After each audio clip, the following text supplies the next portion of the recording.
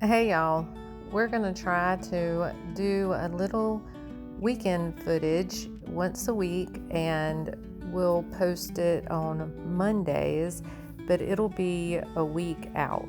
So this one is from last Saturday, a week ago. If you're new here, well, so are we. We're very new here on YouTube, and we're looking to grow a community. So if you like what you see here, please consider subscribing, like, comment, all that stuff. Any of that stuff really will help us out. July in South Carolina isn't the best time to be splitting wood, but hey, we had a down tree, and around here down trees equal firewood.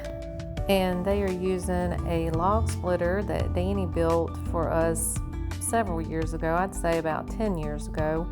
If you want any details on that, I'm sure I might could talk him into doing a close-up video on that and walking y'all through maybe how he built it if you're interested in that. But it sure does come in handy, especially as we're aging.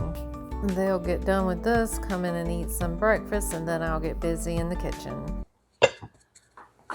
I'm just cleaning up from breakfast. It was a late breakfast by the time they got in from splitting the wood. I am in the kitchen doing just odds and ends today. I don't have a big project. That's how it is sometimes. Sometimes you don't have a big project. Sometimes you just have stuff that you need to do. It's just life, no big project. So that's what I'm going to be doing in the kitchen today. The first thing I want to do is I have this roast that I froze. I don't know, maybe like a week ago. I cooked the roast and froze it in 2 containers and put it in the freezer to use later. Put this in barbecue sauce yesterday, put it under the pressure, and what I'm going to do now is chop it up and put it back in here and put it back in the pressure pot. When they get hungry later, this meat will be ready. It'll be kind of like shredded barbecue meat. And it looks kind of gross, but you know how barbecue meat is shredded. It works really good for sandwiches like that. So I'll put it back in here. And the barbecue sauce, I did put some water in with it. So we'll just let that sit there, and then it'll be good to go.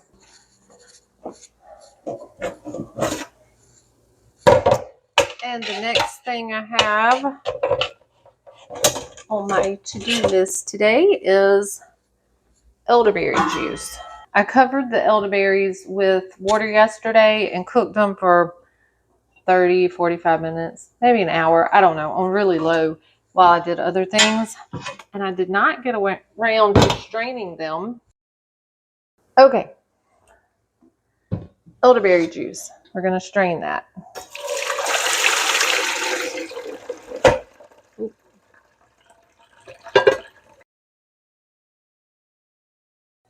And this is what I'm using, just this little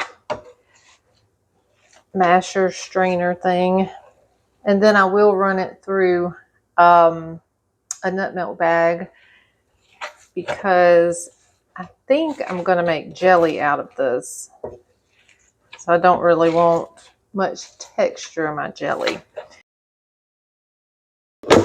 I'm going to put the juice right in this little container because I'm not going to leave it in my freezer that long. Or that's the plan anyway, not to leave it in there that long. Oh, this is a nut milk bag. I got it off Amazon. I think it came 2 or 3 in a pack. It wasn't that expensive. This one is orange because I strained turmeric tincture through it. So, but it's clean. That's just how it looks now. And it's very fine, these bags, so you will, if you want it to drain pretty quickly, you need to kind of work with the bag. And there's our strained elderberry juice. I'm going to stick this in the freezer until I figure out what I want to do with it. I'm thinking jelly, but I'm going to check my jelly supply back there. So we'll freeze this until we decide what we want to do with it. The chickens will get these scraps along with some other scraps that I have. I need to empty my bag out. Dump those in there. Keep the bag for more scraps. There's always scraps. And my avocado oil needs refilling. I have these 4 bottles, and I did buy them. I think it might have been 6 bottles when I bought them. You know, came in a case, and I saved those, and then after that I buy the gallon to refill them. Works really well for me. And like I said, this is just odds and ends that you have to do. When I'm on my last bottle, every time I use it, I'm like, I need to pull it out and refill it. But you just don't want to take the time when you're in the middle of cooking or a project. So I have to take time like this to do odds and ends. Got that refilled. That leaves me about a half a gallon. So I know when I refill them next time, that's when I'll add them to my bulk order. I won't worry about it until I refill them one more time. And the next thing is salt. I found this little jar at a thrift store. I thought it was so neat, and it's got the rubber ring on it. So I'm going, since I don't have a lot in this jar, I'm going to move this over to my new jar. And this is just Celtic sea salt. We don't use it a lot. We mainly use the Redmond's real salt.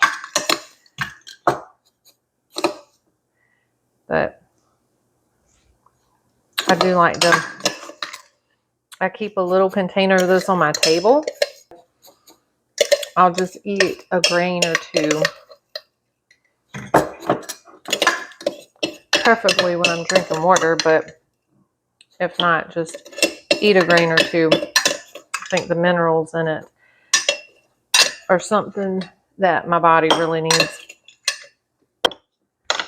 I just thought it was so cute. I think I paid, $1.50. I paid $1.50.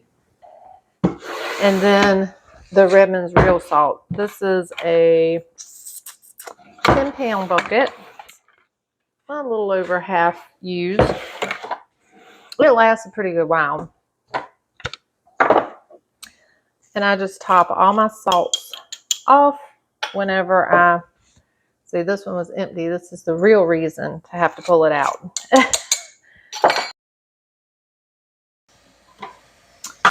And the salt is just like the oil. The last time I refill these and there's none left, then that's when I would order another bucket.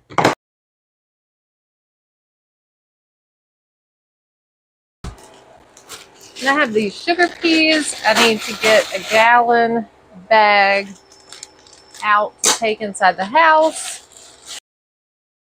I think I will freeze dry the rest. It's more than what I thought was in there. I think this was a 20-pound box.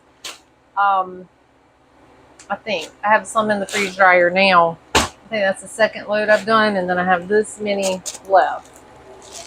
Okay, so we'll put these in the freezer inside. I also have some corn that I bought in bulk that I need to vacuum seal, so I'm just getting it in bags and getting it vacuum sealed. I do wish I would have thought ahead and pressed them flat because they would have stored better in the freezer. But anyway, it's done.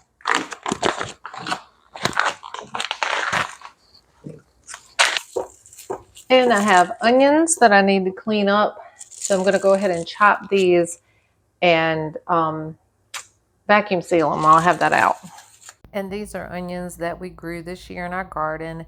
And they're just some that are not storing well. So I've just been going through and chopping them and getting them in the freezer whenever I can. So I'm going to chop the onions. I pulled my KitchenAid out. I would use my Ninja chopper, but I have a lot of onions, or more onions than I want to keep doing in that little thing. So we're going to do it in the KitchenAid chopper. I had some of the corn that was stuck together. I didn't bust it up. I just took it out because I'm going to make some fried corn. I put the onions in the pan first, then I add the corn. So I'll have these. I'll use some of this for that. And for the fried corn, I just put onions in the skillet with some tallow. Then I let those cook down. Then I add the corn with some butter and let that all cook up and let all the juices cook off of it. I have the onions all diced up, and that would have taken way longer in my little chopper, so it's worth it to dirty the big chopper up for that. And I'm just going to vacuum seal these, and I'm going to try to remember to press them flat before I do it. They'll just store in the freezer better. Yeah, I thought I was going to vacuum seal these, but that did not work out, and I did not feel like trying to troubleshoot to see why it wasn't working, so I just put them in regular bags and put them in the freezer. And I included that because you know what? Sometimes you are doing things and it doesn't work out, and that's okay. You just figure it out and move on. The last thing we did today was plant our garden. We had our string beans here. We picked them, we've canned them, and now it's time for us to plant something else. So we decided we're going to plant all butter beans in this area.